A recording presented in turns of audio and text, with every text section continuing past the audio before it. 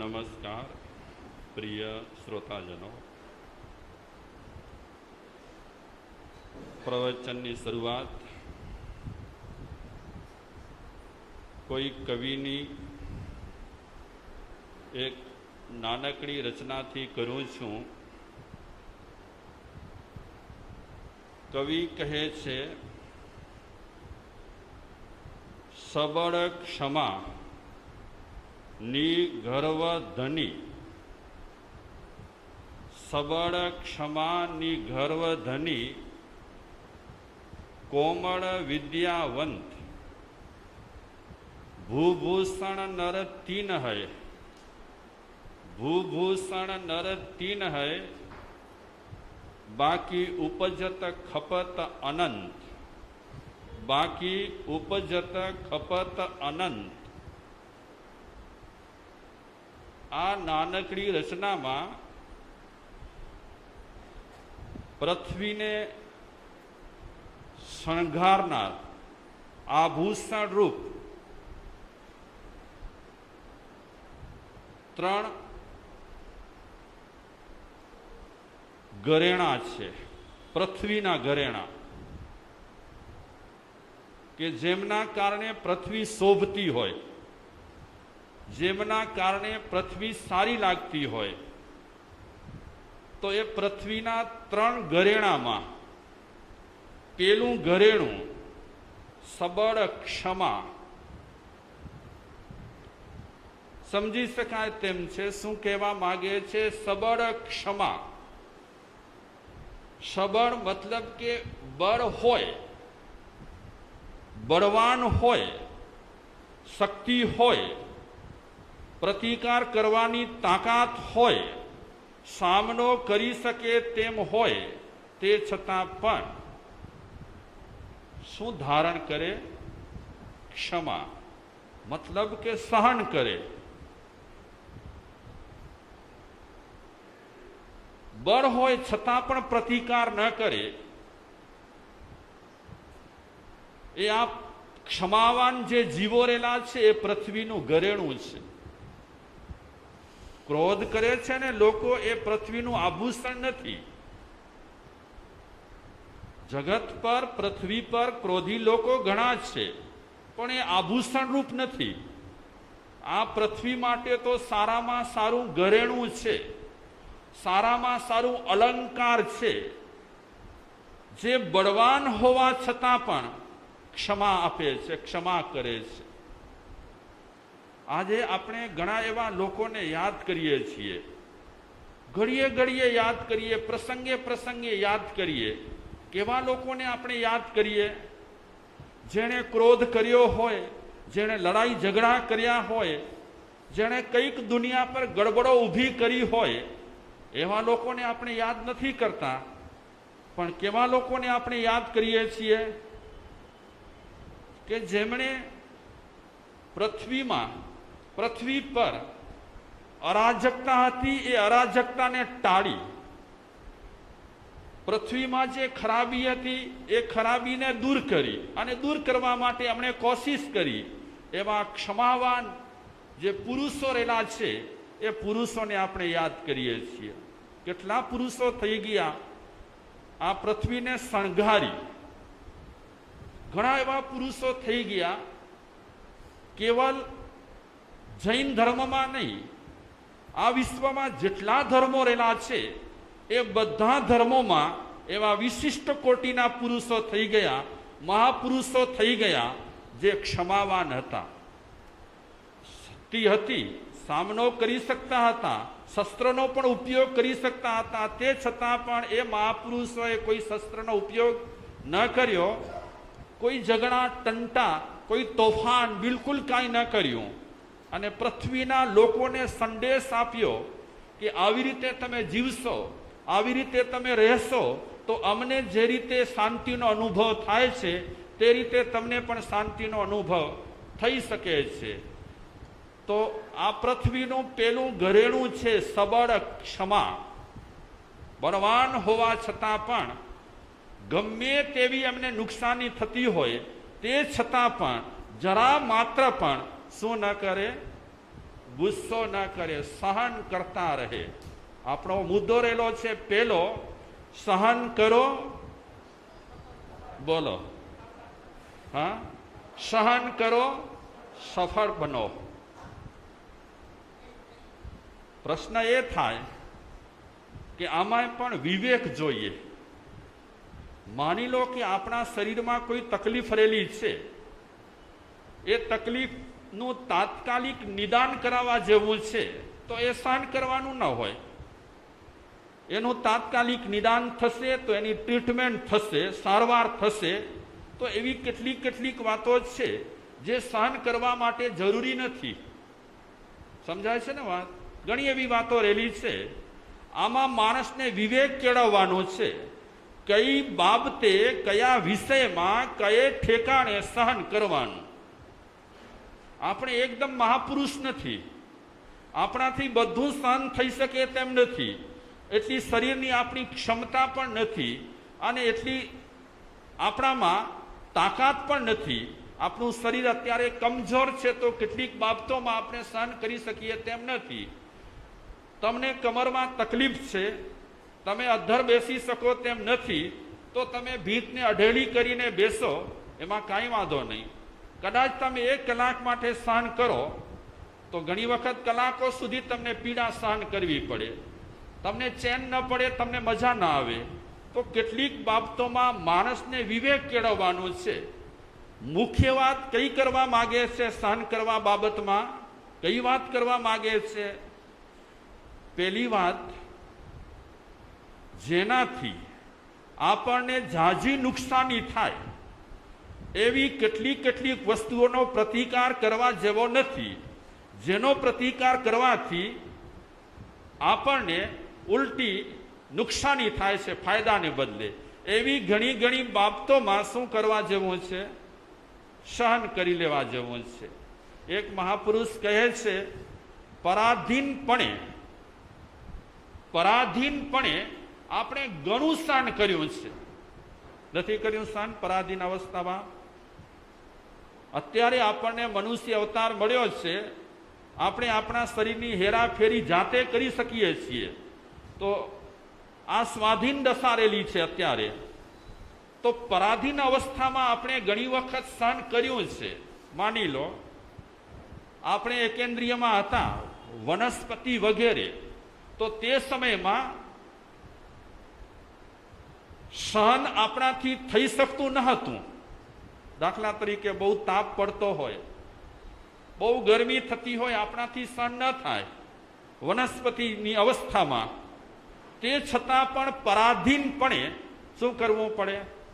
સહન કરવું પડે. એવી કેટલીક વાતો રહેલી છે, એવા કેટલાક પ્રસંગો રહેલા છે, એવી કેટલીક યોનિઓ રહેલી છે કે જે યોનિઓમાં પરાધીનપણે આપણે ઘણું સહન કર્યું છે.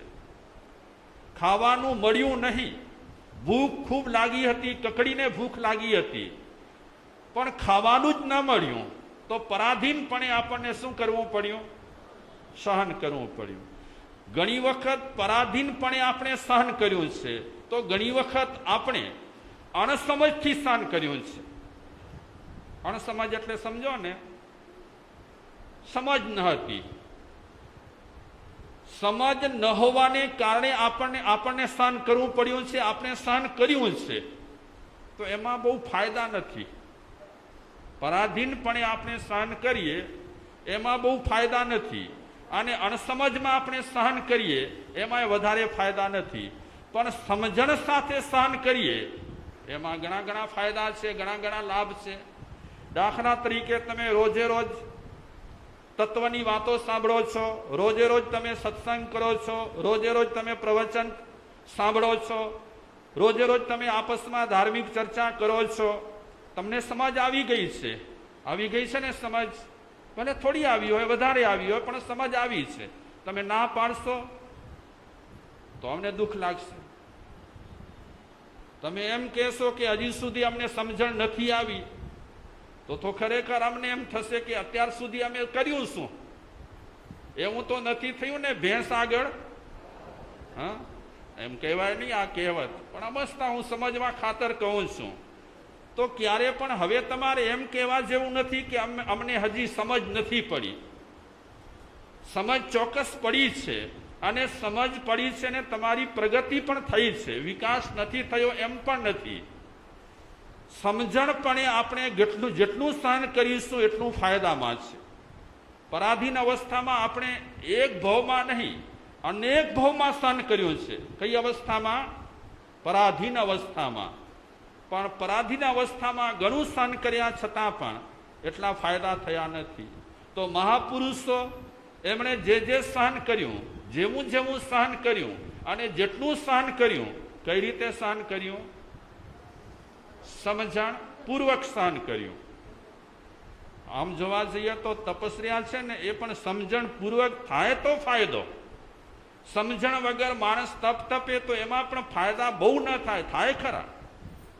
આંબીલ કરીએ તો આપણું શરીર સારું રહે, ઉપવાસ કરીએ તો પણ આપણું શરીર સારું રહે.